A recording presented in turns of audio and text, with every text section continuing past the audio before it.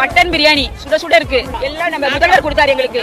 லட்டு இது வந்து மிக்சர், மாசா கூல் ட்ரிங்க்ஸ் பாத்துக்கோங்க. எல்லாம் குடுக்கலன்னு சொல்லுவாங்க. நாளைக்கு என்ன குடுத்தீங்க பையிலன்னு கேட்பாங்க. தண்ணி பாட்டில் பாத்துக்கோங்க. அவர் வந்து விஜய் தூக்கி போட்டாரு ஸ்டேஜ்ல இருந்து. மக்களுக்கு கொடுக்கல. கேக் பிஸ்கட் பாத்துக்கோங்க. விஜய் பிஸ்கட் எல்லாத்துக்கும் கொடுத்தாங்க. பாத்துக்கோங்க பாத்துக்கோங்க. இவ்வளவு கொடுத்தத சொல்லிட்டு 5 வருஷமா என்னென்ன கொடுத்தாங்கன்றத சொல்லாம மறந்துட்டாங்க பாத்தீங்களா அந்த அக்கா.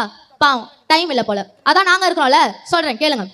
மாணவர்களுக்கு கஞ்சா கொடுத்தாங்கோ, பெண்களுக்கு பாலியல் வன்கொடுமை கொடுத்தாங்கோ, கேஸ் சிலிண்டருக்கு 100 ரூபாய் குறைப்போம்னு சொல்லிட்டு போய் வாக்குறுதி கொடுத்தாங்கோ, நீட் தேர்வை எங்களால தான் ரத்து செய்ய முடியும்னு பெரிய உருட்டா கொடுத்தாங்கோ, கரண்ட் பில்லை ஏத்தி கொடுத்தாங்கோ, பெண்களுக்கு ஓசி பஸ் கொடுத்தாங்கோ. ஓசி பஸ் நான் சொல்லுங்க, அமைச்சர் அமைச்சர் அமைச்சர் சொன்னாரு.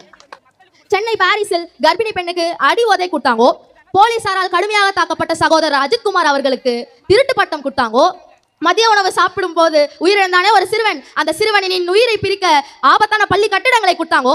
இதெல்லாம் பத்தாதுன்னு தமிழக பெண்களை அசிங்கமா கேட்கறதுக்கு சிவாஜி கிருஷ்ணமூர்த்தி ஐயாவை கொடுத்தாங்கோ.